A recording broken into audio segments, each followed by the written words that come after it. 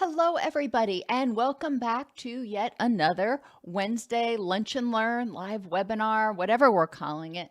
I hope you are having a wonderful day. If you are in the path of hurricane, whatever its name is now, I haven't even been tracking its name. I hope you are staying safe and you've taken steps to prepare. I know my in-laws have battened down the hatches. But hurricanes are something we kind of expect in Florida. Not something that we like, but something that we've come to expect over time.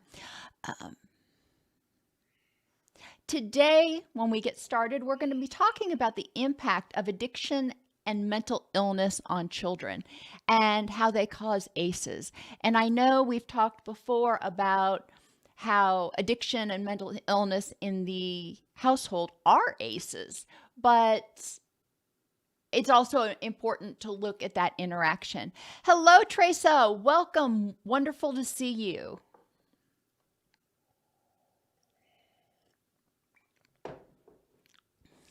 I've warmed up this coffee like 4 times today and still haven't made it through, but oh well.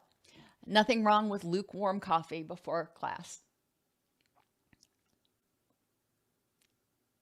How are things in your world, Teresa? If I remember correctly, you're in Arizona. I may be way off base there.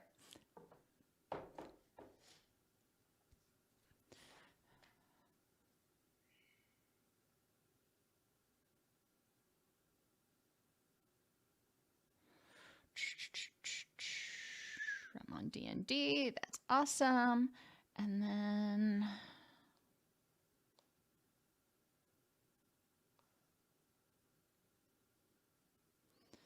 Helene, I guess that's the name of the hurricane today. But anyway, regardless of its name, I hope if you are in the path that you have already taken precautions, and I am sending my thoughts for your safety. Oh, you're in Georgia. Okay. I don't know why I was thinking Arizona. So last spaghetti model I looked at, well, let's look at this one. Oh, heck, I don't know. Yep, looks like Georgia is going to, at least the east side of Georgia is probably going to get some rain off of it. I hope you need the rain, but yeah, stay safe, stay dry, hopefully. Hello, Wendy Lee. Good to see you. Hello, Carol and Dream Life VP. Hi, Dina. Welcome. I don't know that you've been here before, or maybe it's been a while, but good to have you here. Always great to have people from Canada. My mother's side of the family was actually from Quebec. So, you know, I do have a little bit of connection to that, if you will. And my father's side of the family grew up in Algonac, Michigan, which is about as far north you can go in the US without actually being in Canada. So I don't know how I ended up down in the South, but it is what it is. Hello, Jason. Always good to see you. And Neil. I'm with you, Teresa. We definitely need the rain here, so I'm kind of looking forward to it if it actually does turn the way it's supposed to. It has been a unreasonably and unseasonably dry August for us. Well, I'm glad to have you here, Political Woodstock. We try to make the lives as interesting as possible. Hello, Moon and Michael Contreras. Dina, welcome. I am so glad that the courses were helpful to you in completing your master's degree. That's actually how I met Adriana.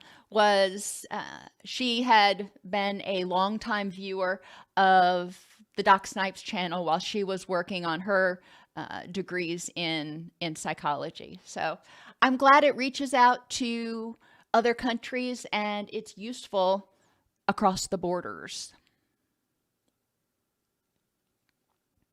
Speak of the devil, there's Adriana. Welcome, Adriana. I hope you are doing well today.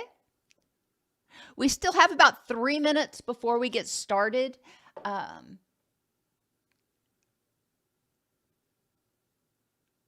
Oh, okay. Yeah, that's how I got to Florida. My grandparents had to move.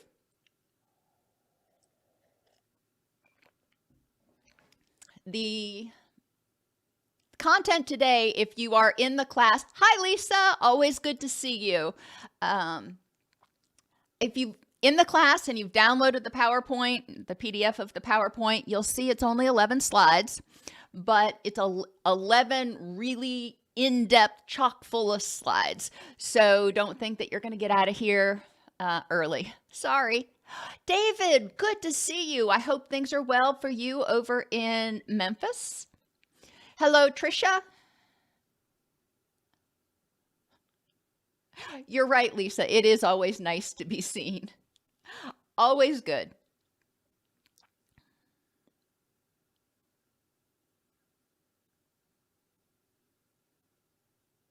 I'm really excited about the AI chatbot that we're working on. You're actually going to be able to call it with a phone and talk to my AI chatbot. Hopefully we will have it trained and up and ready by January.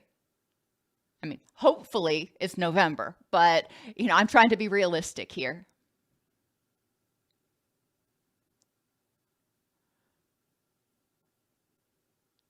Welcome, Cheryl, and thanks for your good wishes. I know my in-laws will certainly appreciate that. Hello, Paula, Alyssa, and Gwendolyn. Daniel?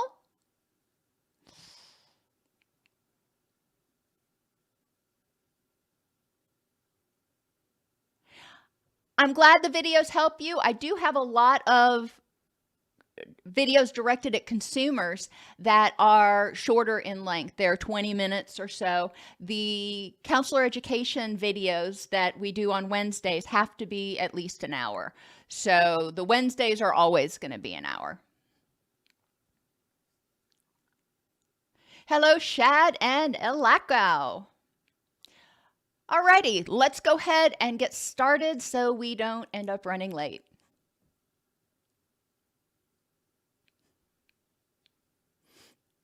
I'd like to welcome everybody to today's presentation of the impact of addiction and mental illness on children and how it can create ACEs. I'm your host, Dr. Dawn-Elise Snipes. In today's presentation, we are going to define ACEs. We're going to explore why uncontrolled addiction or mental illness in the household, or even in the family, are considered ACEs, or adverse childhood experiences. We'll discuss what that means for assessment and treatment of the individual, the identified patient, as well as their children. In teaching addictions counseling, a lot of times we talk very generally about the impact of addiction and mental illness on the family. But I think it's really important to sort of single out the impact of addiction and mental illness on children. So adverse childhood experiences are events that cause the child to feel unsafe and powerless to escape or resolve the issue. When children are children, they can't just pack up and move out. They can't just tell somebody, to straighten up and fly right. That's not how it works. And it's generally not received well. So children often feel distress and they don't know how to get out of it. They don't know what to do. Some of them may contemplate telling a teacher or another adult, but then a lot of times they also contemplate what the consequences of that would be. So they end up keeping stuff to themselves and feeling trapped in a chaotic environment. 68% of people identify as having experienced at least one adverse childhood experience. When we get down to what they are, you're going to look at it and go, well, yeah, that's probably true. 18% of people identify as having experienced 4 or more. And again, when we get down there, you're going to see how any one of the ACEs can contribute to the development of several other of the ACEs if it goes unaddressed, which is why people who have experienced 4 or more ACEs a lot of times report their households or their home environments to be very chaotic, very distressful, because there was a lot of stuff going on. The greater the number of ACEs, the greater the risk of physical, stress-related, and mental health, including addiction issues. Physical issues related to stress include hypertension, include diabetes, include cardiovascular disease, autoimmune disorders. There's a lot of issues that develop physically when our autonomic nervous system, goes on the fritz. So we're going to talk more about that too. ACEs impact the child's ability to get their basic needs met. And in my classes, we talk about the PIECES model. Today, we're just going to talk about PEACE. But what that stands for is physical, interpersonal, emotional, cognitive, and environmental needs. And we all have these needs. And we're going to go through some examples of those. Physical needs include safety. Somebody is not hurting me. Imagine that. They need to get those physical needs met. And other physical needs include food, medical care, and just a routine to help maintain their circadian rhythms, which is really important for helping regulate that autonomic nervous system. Interpersonal needs include safety. I need to feel safe when I interact with you. I need to feel like you are not going to harm me. I need to feel a sense of love and belonging. I need to be able to develop relationship skills and self-esteem and the ability to trust others. And those all go in the interpersonal needs. And when caregivers are distracted or overwhelmed by their own stuff or by stuff that's going on in the family, sometimes they're not able to be consistently present for the child and to help address these things and help them develop these skills. Emotional safety and needs include identifying and understanding emotions and helping the child develop tools to manage distress. We're going to talk about the mnemonic idea later for helping children identify the feeling, downregulate so they can get into their wise mind, evaluate their options, and act in a way that responds best to the situation. Cognitive and safety needs include autonomy, initiative, industry, or a sense of competence, and identity. And some of you who have just gotten out of undergrad, if you are with us early in your career, are going to recognize these as Erikson's stages of psychosocial development. People need to be able to feel safe having their own thoughts, taking initiative and trying to do things that they want to do, and becoming the person that they hope they can be. And you could put some of these under interpersonal, but a lot of it has to do with how they're viewing the world and whether people are telling them what you're thinking, what your plans are, they're wrong. And that is a violation of their cognitive safety. And then environmental safety and needs. People need safe, stable housing and, in children's case, transportation. They need to know that they're going to be able to get from one environment to the other and in a timely fashion. They need to know that they're going to get their needs met. And I refer you back to Maslow's hierarchy of needs, where the base of the hierarchy is your physical needs. And then the second level is your safety needs. The third level is love and belonging. If people aren't getting their physical needs met, if people don't feel safe, they're going to be in this persistent state of fight or flee. And that persistent state of fight or flee is going to override their ability to focus on developing relationships and self-esteem and all that other stuff that we're hoping children are able to do. If these videos are helpful, please remember to like, subscribe, and share. That is the best thing you can do for this channel to help us grow, to help us reach more people. If you need CEUs, we offer unlimited CEUs for $59 at allceus.com.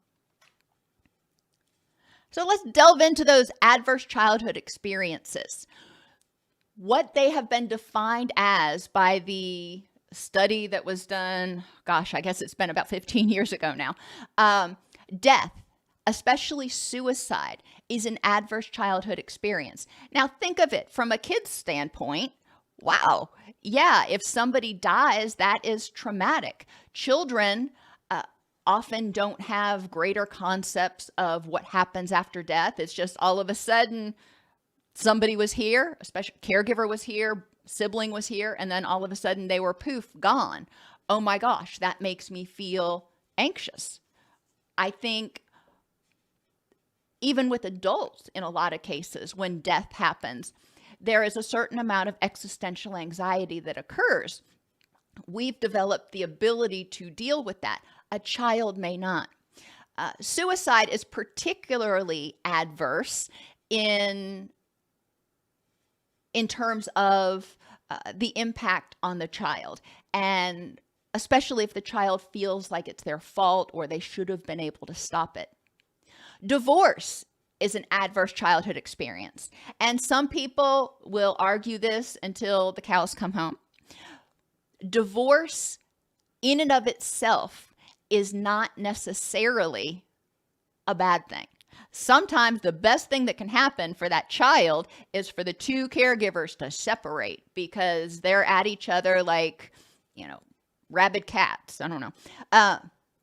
However, even if it is the best thing, when one caregiver goes away, when one caregiver is kicked out of the house, so to speak, the child may start to wonder, well, if I start to argue with mom, am I going to get kicked out too?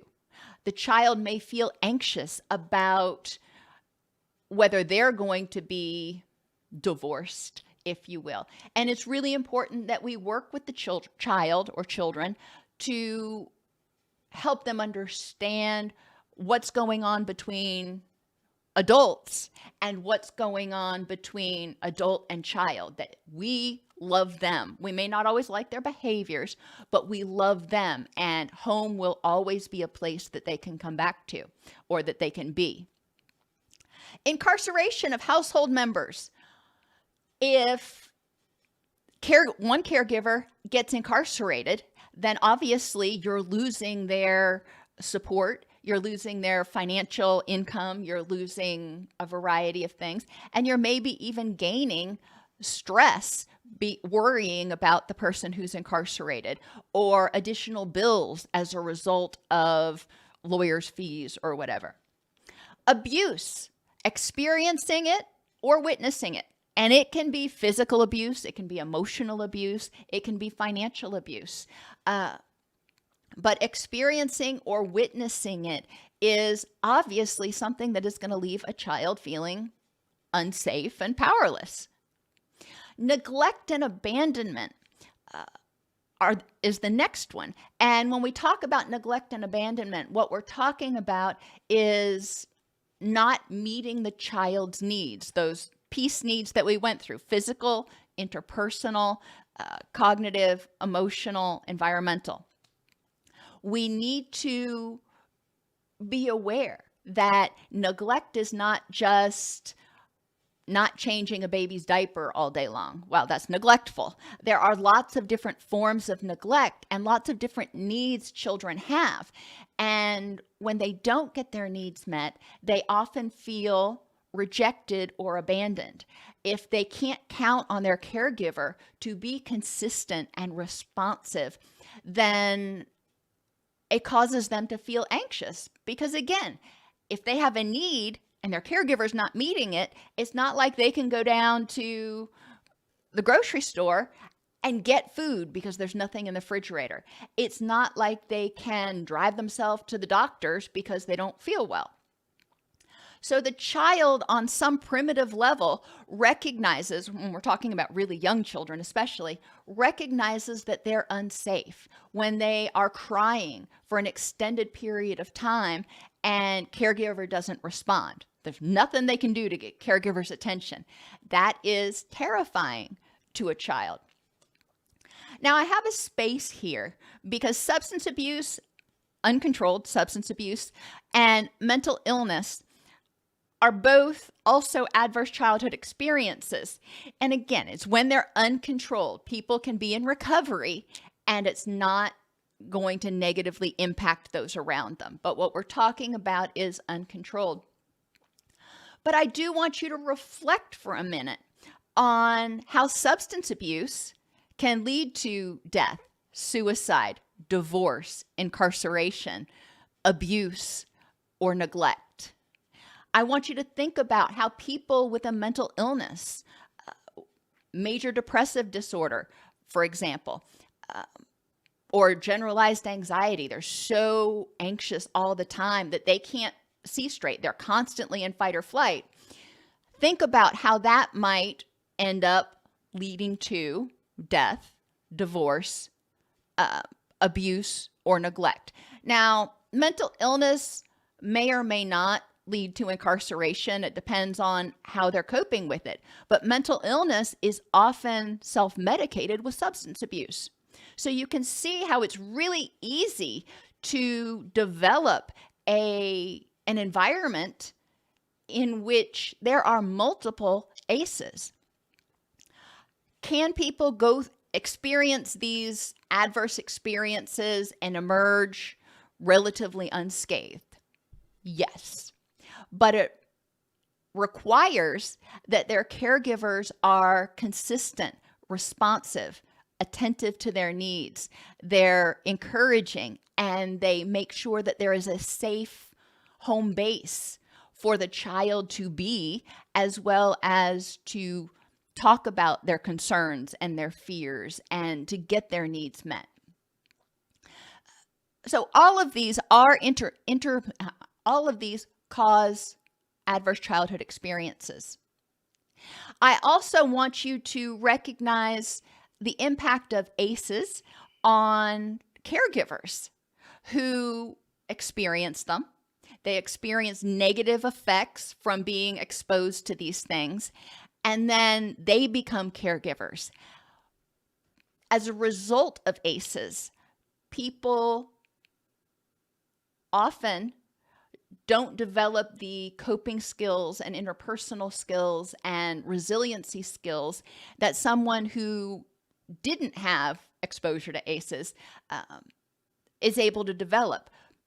Because when people are in fight or flight, their brain is actually programmed to not worry about learning right now. We need to get safe. And until the person gets safe, it's going to be a lot harder to learn anything. And going back to Maslow's hierarchy, it's going to be hard to work on developing relationships and self-esteem and skills when you're hungry, when you're tired, when you're afraid all the time. Intergenerational trauma can actually be passed down. If mom was as a child, experienced divorce, abuse, neglect, and substance abuse in her family of origin, then she may have not developed in a healthy direction. She may not have developed the skills and tools she needed. And as a result, she ends up with some level of mental illness, CPTSD. And when she tries to parent, when she has kids, she's already got at least one of the ACEs right there. She is parenting with an uncontrolled mental illness. And obviously there could be other issues that arise. So let's think about this. How does substance abuse or other mental illness cause the other ACEs? How does substance abuse cause death or suicide? We recognize this. We see this frequently, unfortunately. Accidental overdoses, intentional overdoses, somebody who relapses and is so filled with regret that they commit suicide. We see people who don't feel like they can ever recover. We see people who are in recovery a little bit, but they're still going through post-acute withdrawal, or they've got underlying issues they haven't addressed, and it's just too painful because now they're not numbing the trauma. There are a lot of reasons why we might see death in somebody who is abusing substances. Divorce, substance use or misuse, and we'll just do mental illness with it since we're somewhat short on time. When there is substance abuse or mental illness in the caregivers, then you're more likely going to have conflict, and that conflict may end up resulting in divorce. Especially with substance abuse, again, not so much with mental illness.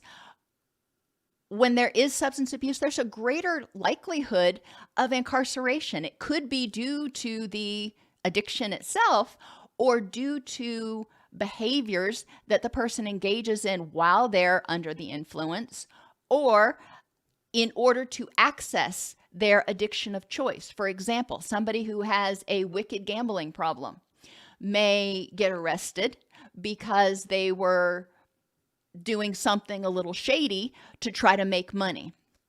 Or somebody who is a sex addict may get arrested because of, engaging in some behaviors that were technically illegal. So we do want to recognize that substance abuse and mental illnesses can cause other ACEs. If caregivers had a substance issue, an addiction issue, or a mental illness, we really need to screen intensely, if you will, for the other adverse childhood experiences and how the person perceived those. We also want to recognize that the other ACEs can lead to substance abuse and mental illness. If the family's going along just fine, in their own estimation, and older sibling commits suicide, how do you think that's going to impact the caregivers? How do you think it's going to impact their ability to be responsive to the remaining child? Because they are overwhelmed with their distress. And the same thing is true if older sibling gets in a car wreck and dies suddenly, or something else. It doesn't have to be suicide, but obviously when a child dies before the parents, that's out of order, and we call that complex trauma, and there's a whole bunch of other stuff that goes along with it. Divorce can cause people to lean toward substance abuse in order to numb their depression, their anxiety, their grief. And some of that can end up leading to dysregulation of all those neurotransmitters and the autonomic nervous system, and the person developing mental illnesses, anxiety, depression in particular, as a result of their experience, or the experience itself results in prolonged grief disorder. Incarceration of household members can cause distress in the remaining caregiver, and which can lead to self-medicating with substance abuse. Abuse in households where there is abuse, a lot of times there's already substance abuse, but we'll assume there's not. A lot of times the victim of the abuse, the target of the abuse, may develop anxiety, trauma-related disorders, depression, And that again makes them feel unsafe. They're so busy trying to figure out how to survive that it's hard to focus on the child. Now let's look at the impact of these things on the child. And I mentioned this a little bit earlier.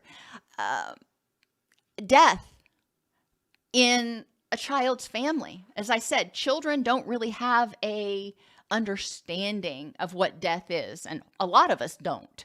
But as adults, we've developed ways to deal with our death anxiety or our existential anxiety. In a child, they may be afraid to go to sleep. They may be afraid to be away from the parent. So they may start developing separation anxiety. And these things can start dysregulating the body of the child, leading to anxiety disorders, depressive disorders, etc. We talked earlier a little bit about divorce and how children, when there is divorce in the family, they may feel unsure. When there's substance abuse and mental illness, the child learns what they live. And if the child learns to cope through addictive behaviors, then that's what they're going to develop.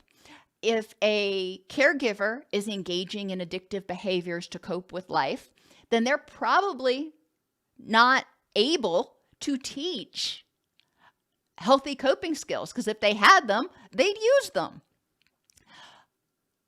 Additionally, the caregiver with substance abuse or mental illness may have difficulty attending to the child. So we have this child sitting here who has these feelings, these emotions, these needs that are not getting met. What do you think that's going to do to their mental health? What do you think that's going to do to their physical health? Thinking about how these events impact the caregiver, and we talked about those. But I really do want to emphasize the impact of substance abuse and mental illness on the caregiver, creating an environment in which the child feels unsafe and powerless.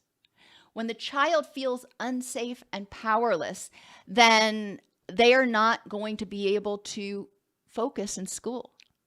Well, let's look at some of these issues. Physically, how is it going to impact the child if they feel unsafe and powerless to escape? They're going to have difficulty sleeping. They're often going to experience circadian rhythm disruptions, which is not just sleeping, but hormones and everything else. They may develop inflammation and autoimmune disorders. They may get sick more easily. They may have difficulties with physical development, even if they're eating a healthy diet, because they're not processing the food well. When we're in fight or flight, we're not in rest and digest. So physically, when a child is exposed to ACEs, when a child is in a chaotic environment in which they don't feel safe, they're going to have physical issues. And all of these physical issues contribute to the development of emotional, cognitive, interpersonal issues as well. So when a child feels unsafe and powerless, interpersonally, it's hard to feel a sense of love and belonging when the very people who brought you into this world are not paying attention to your needs. When it seems like there is nobody to help you stay safe, to help you survive, it's hard to feel loved. A lot of times in environments where there is addiction and or mental illness, the caregivers have difficulty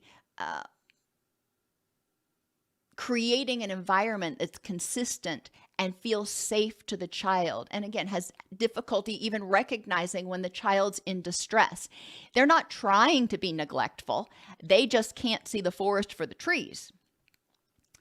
Relationship skills don't get developed. We know that secure attachment helps people develop the ability to identify their thoughts, wants, and needs, to communicate their thoughts, wants, and needs, to set and maintain boundaries. And that's wonderful. But if there's not somebody there to sit down with Johnny and say, hey, Johnny, it seems like you're really anxious about school this year. Let's talk about what's causing you to feel anxious, and help Johnny walk through the process of exploring his thoughts about school and his concerns and his fears about school. Help Johnny process the facts in this context. Help Johnny develop skills for distress tolerance, because we're not born with those. And help Johnny choose how to best move forward. Not going to school is not an option.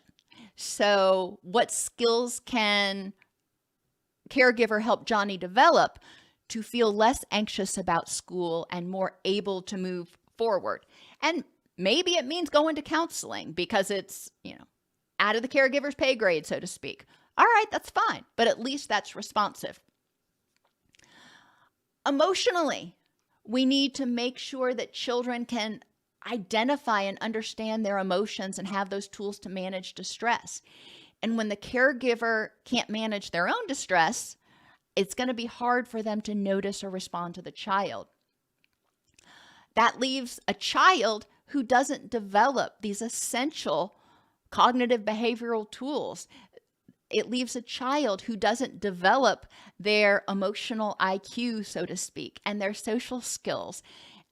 When we don't have those things, we feel unsafe in our own skin because our emotions are all over the place, and it feels like, oh my gosh, I can't control them. I don't know how to let go of this grief. I don't know how to deal with this anxiety, and I don't know where to turn.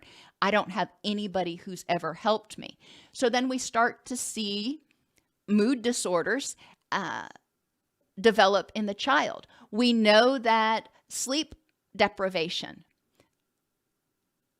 contributes to a whole host of cognitive issues and difficulty in managing emotions. And when children are in an unsafe environment, when they're not sure if caregiver is coming home, when they're not sure if caregiver is going to be alive tomorrow, when they're not sure if caregiver's angry at them because caregiver's in a bad mood. Remember, children personalize everything. You're in a bad mood, must be my fault. They can't think, well, you're in a bad mood because dad did this, that, and the other. It's just, you're in a bad mood, must be my fault, or I should be able to fix it. Children believe they have a lot more control than they do. And when they can't fix it, then they start feeling anxious. They start feeling incompetent. That negatively impacts their self-esteem.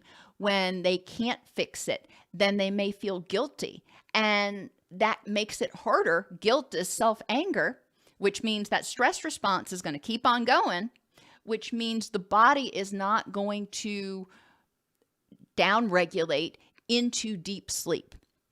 They may sleep, but it's not good sleep. It's not quality sleep. And environmentally, if the child doesn't feel like they've got safe, stable housing, if the caregiver isn't noticing that the child feels unsafe, and this could include bullying and stuff, whether that's interpersonal or environmental, wherever you want to put it. If the caregiver is not able to help the child get to school or back up to physical needs, make sure the child has clean clothes to go to school in, how does that impact the child's self-esteem? And how does that impact the child's ability to form relationships and even want to reach out to others? If they're wearing something that they wore 3 days in a row, they may, recognize that they're different, and that makes them feel ostracized. When there's a substance abuse or mental illness, it is strongly advised to screen the child for ACEs. If you are seeing an adult who has a mental illness or an addiction issue or both, we need to we need to identify whether there are children in the home who may be struggling with adverse childhood experiences. And we obviously don't want to put it this way. You know, you've got depression, so we need to screen your kid to make sure that you're not hurting them. Obviously, that's not what we're going to say. But we need to talk with the caregiver, the identified patient, about how are your kids doing? How do they seem to be sleeping? How are they doing in school? You know, keep it kind of light, but recognizing if there are behavioral issues that it may be related to the caregiver's mental illness or addiction issue, and addressing it accordingly, helping the caregiver figure out, you know, behaviors communication. What is Johnny saying to you when he does that? What is he asking for? What is he needing?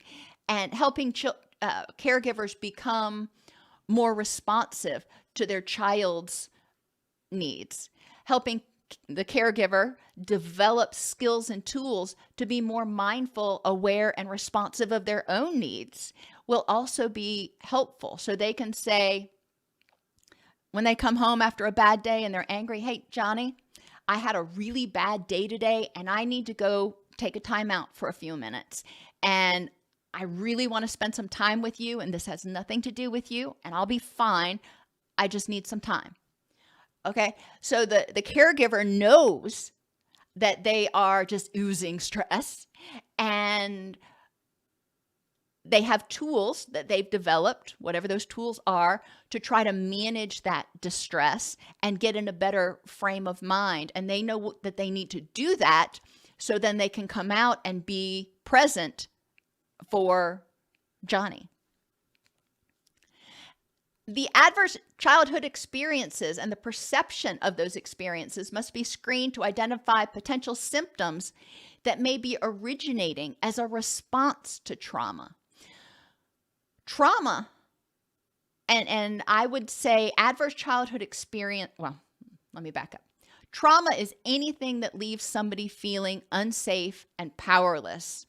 Traumatic injury occurs when the person never regains a sense of safety and personal power.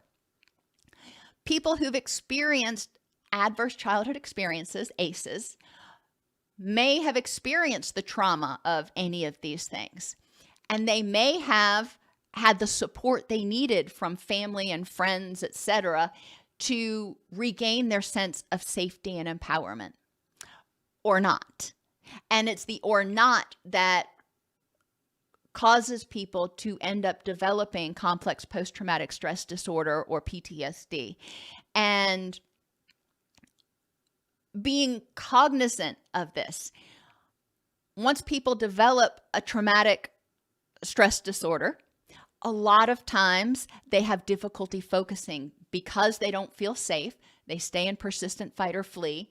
They feel anxious a lot of the time. They may also feel helpless and hopeless a lot of the time. So you got the mental illness, that's bubbling up. And then they may start self-medicating with addictive behaviors. They may not, but they may. We'll just, consider that for this example. And it's important not to identify something and say, okay, we're going to treat this. We're going to treat your alcohol addiction. We're going to help you sober up, and then we're going to give you skills and tools to deal with cravings. Well, that's wonderful. But if the person started drinking so they didn't have to think about the traumas they'd experienced, then they're not going to stay sober for very long. I would estimate that a lot of 80% maybe or more of people's mental health issues often originated from trauma. And it could be trauma in childhood or trauma in adulthood, but from trauma. And until we help people integrate that in a way that makes sense to them and they can feel safe and empowered, they're going to be struggling with it, and they're going to have difficulty regulating their emotions. They're going to have difficulty sleeping well. They're going to have difficulty in each piece of their life. If somebody experienced death, for example, a sudden death in their family, we want to explore that with them. Maybe it was somebody that, or an incident that really didn't hit them hard. Okay, that's fine. If your perception was it was no big deal, that's one thing. If grandpa is at Christmas dinner and has a heart attack, that's traumatic. And there are a lot of triggers that go around that, Christmas dinner, maybe just dinner. And coping with that memory might be really difficult.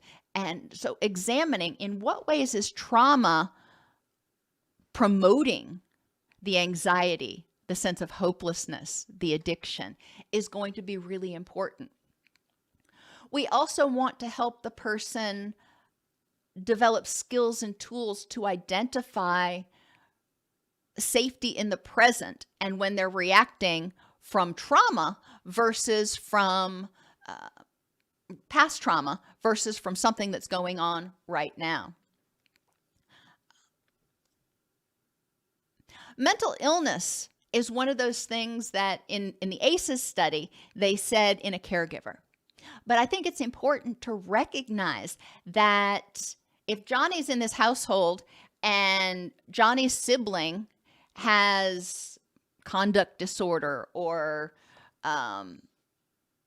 ADHD or something else, then Johnny's sibling may be taking a lot of the caregiver's time and attention as they try to figure out how to help the sibling cope, and they try to cope with any fallout, behavioral issues or whatever from the sibling's mental health issue.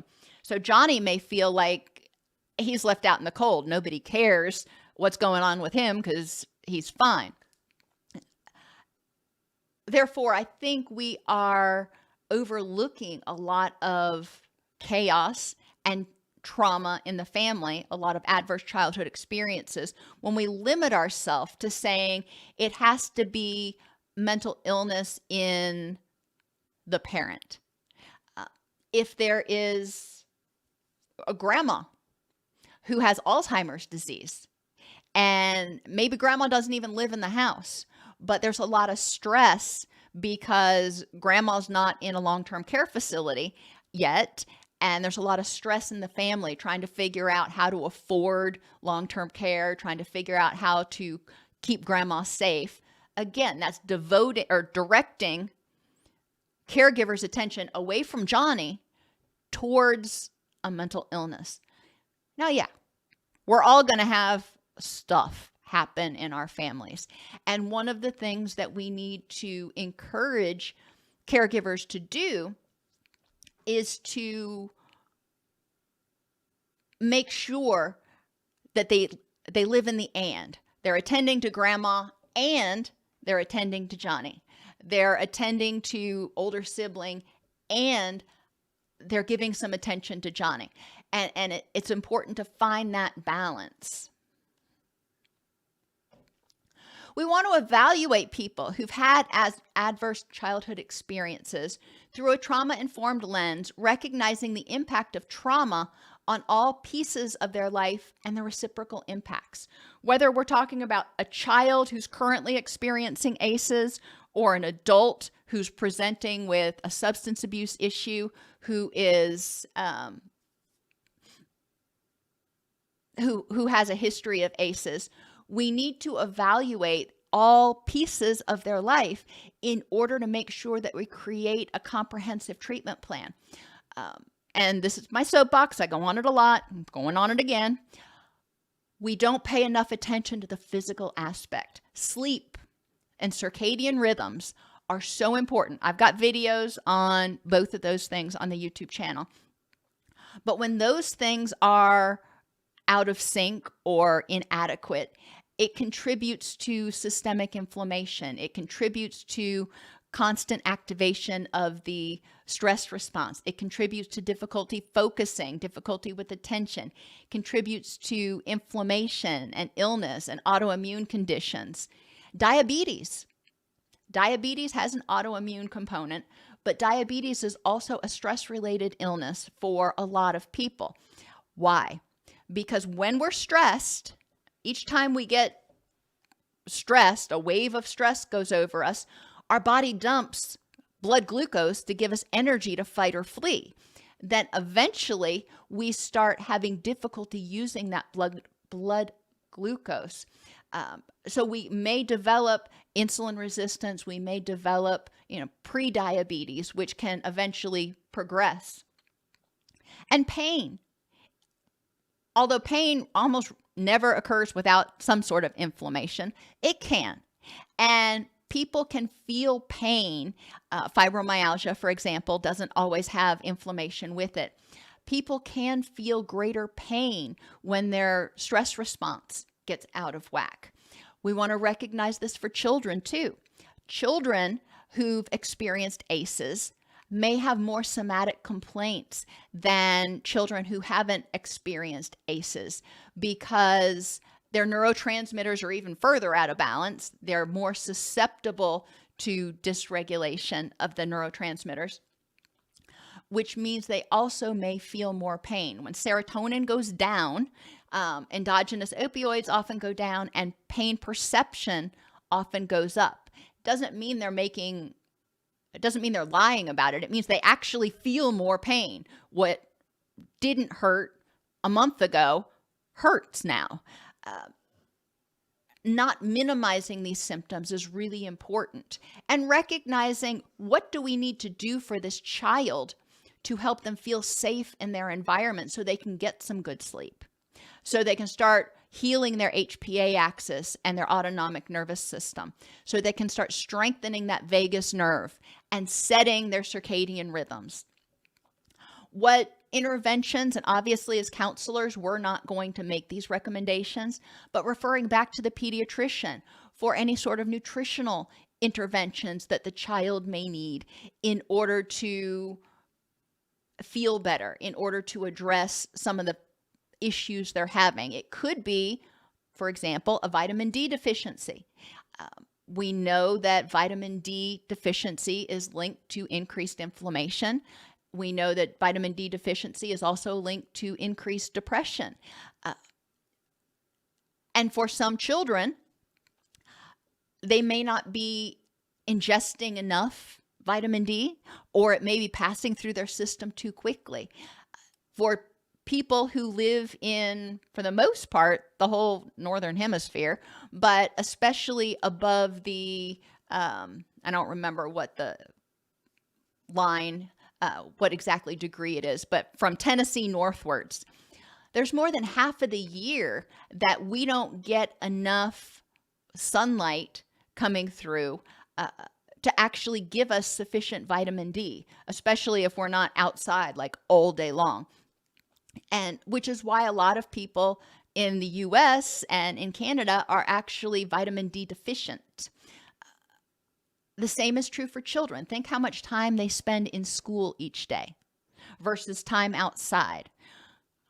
I'm a child of the 80s. When we came home from school, we went outside, we played ball, we hung out with our friends, whatever.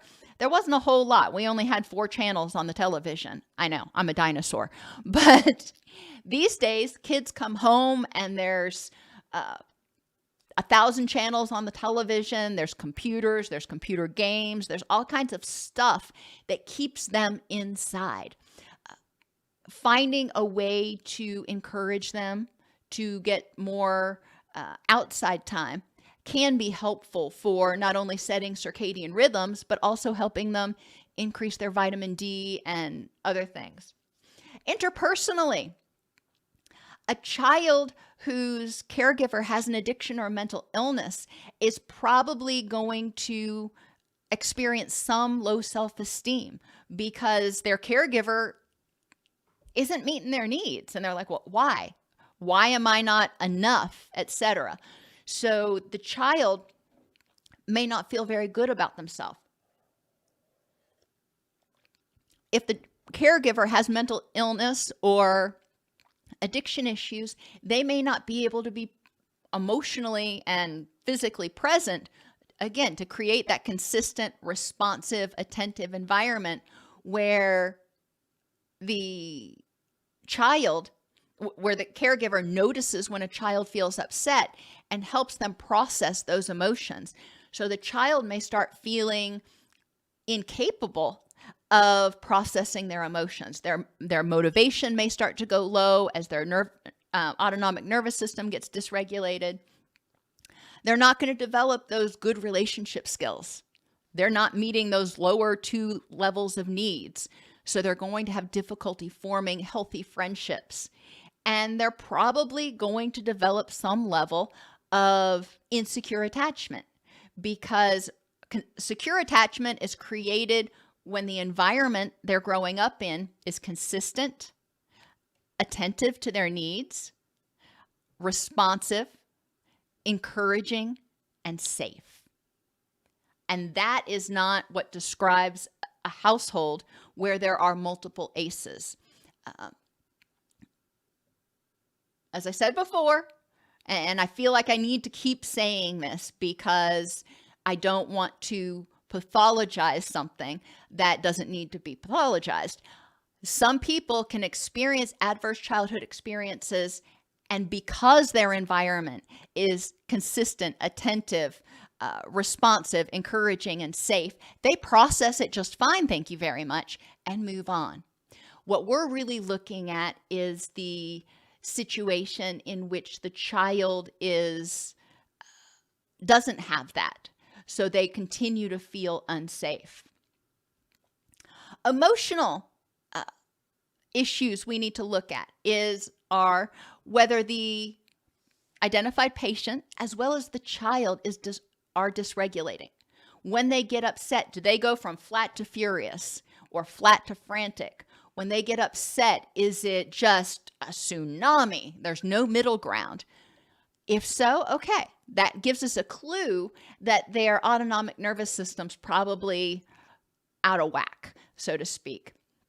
And there are tools we can help them develop in order to start healing their autonomic nervous system and feeling safer, so they don't go from, putting one foot in front of the other, just kind of flat, to terrified. When something happens, they can feel fear and they can respond to it effectively by, again, that mnemonic idea. Identify how they're feeling. I feel anxious. Downregulate, whether that's through grounding techniques or deep breathing or whatever skill works for them. Explore what's going on and the response options, and then act in the way that best meets your needs.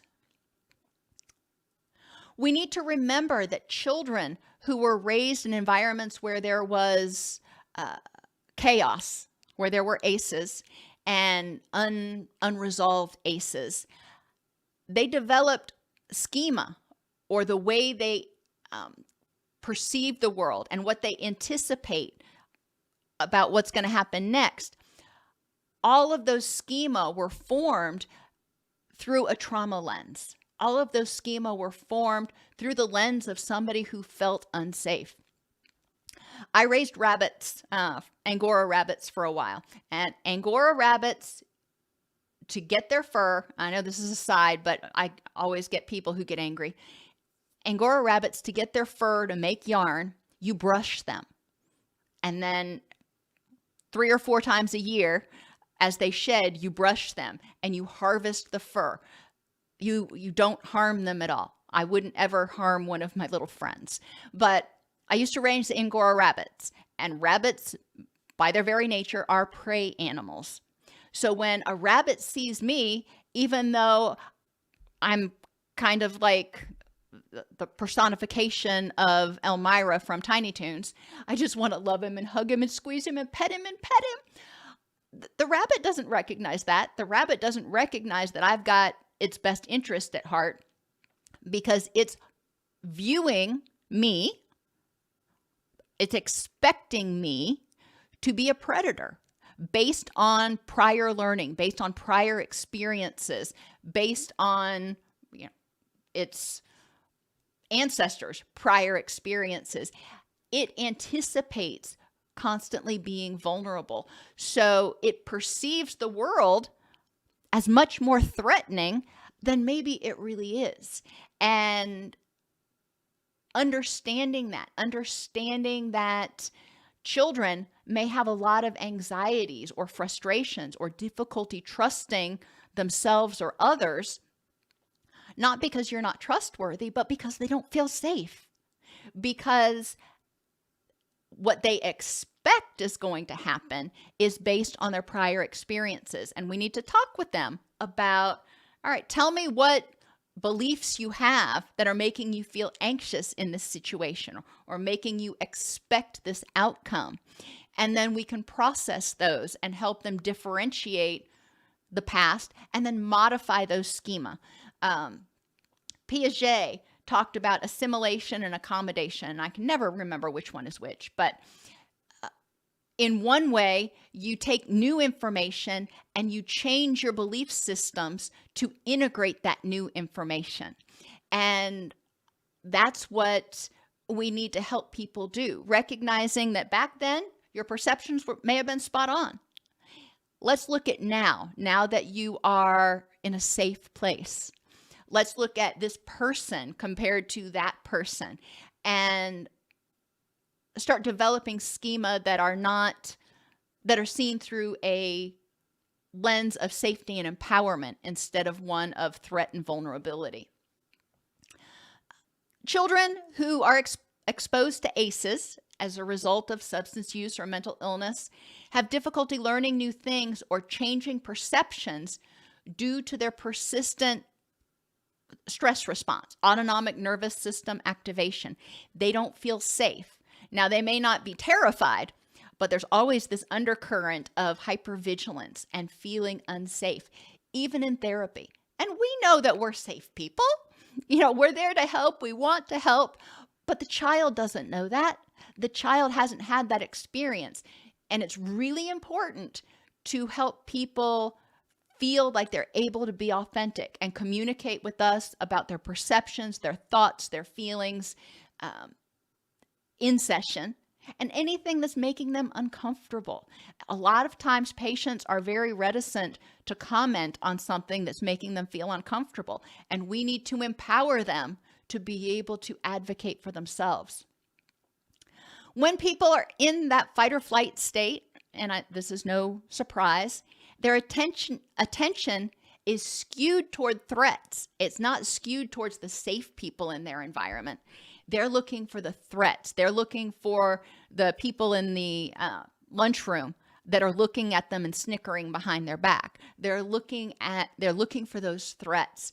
And we need to help them, and Linehan talks about this in DBT, we need to help them look and see the entire picture. Turn their attention, sometimes intentionally turn their attention, to notice the good things. We're not ignoring the bad things, but we're noticing, we're balancing those out and noticing it's not all bad. There's some good over here. Until they can do that, they're going to feel unsafe. Until they can recognize that there is some safety, which feeling this way leads to impaired attention deficits and impaired executive functioning, that ability to problem solve, to plan, to organize, to follow through.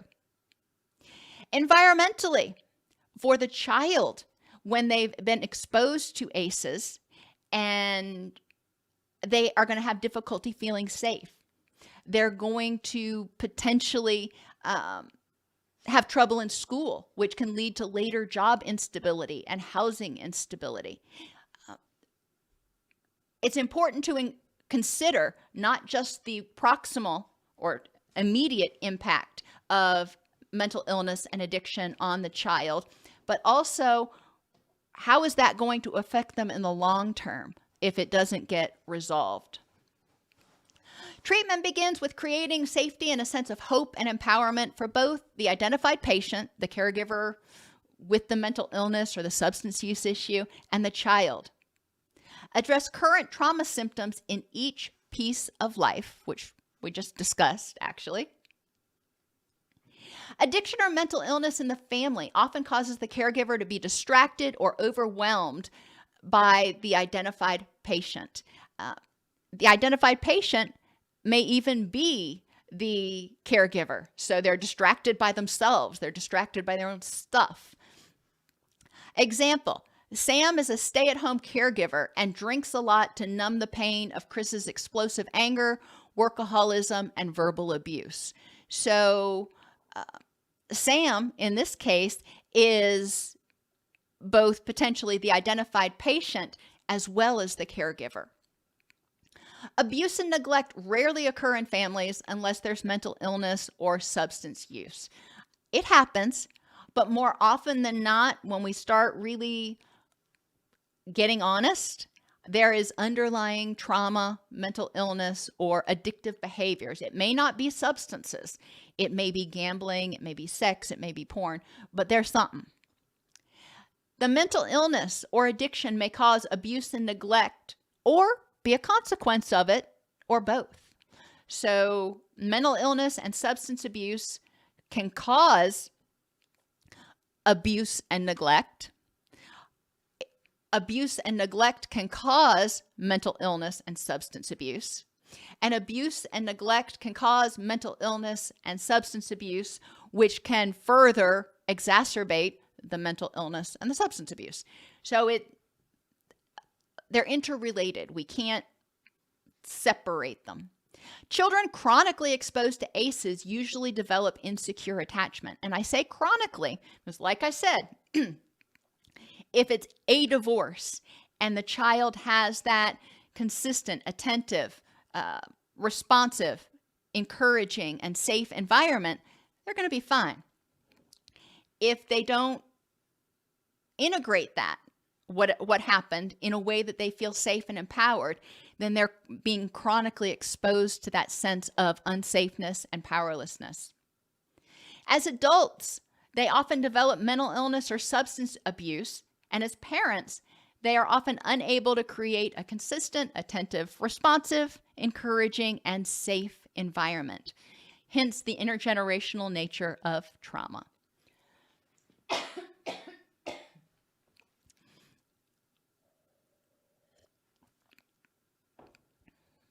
I got you in 1 minute under the wire. Are there questions?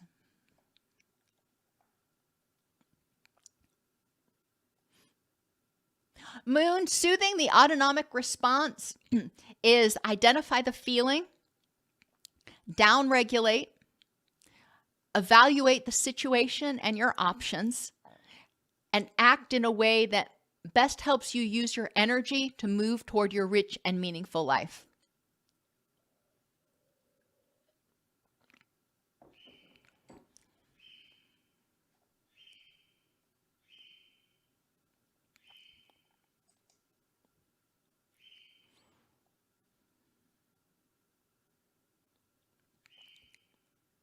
I would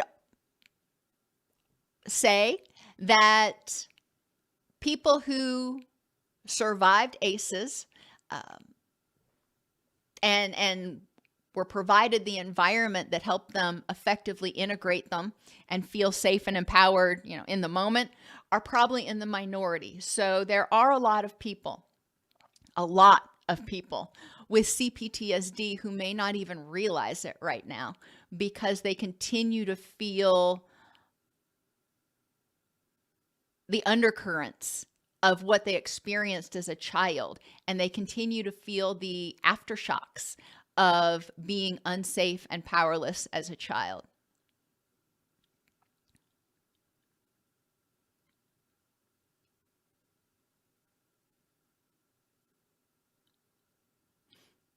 All right, everybody, thank you for being here and have an amazing day.